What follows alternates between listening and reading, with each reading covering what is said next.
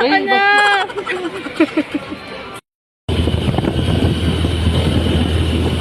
Punta na kami to! Hintayin mo kami dyan to! Pumunta na!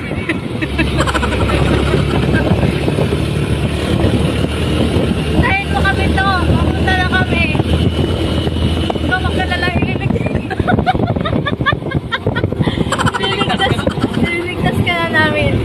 Nandito na mga ate at kuya mo. Punta na kami kay kapatid ko. Ito yung factory nila.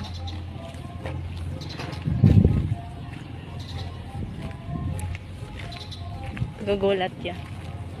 Dito na kami.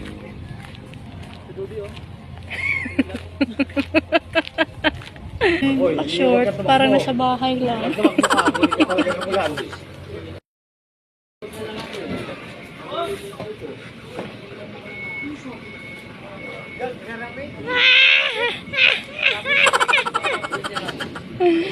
Ano yan to? Ano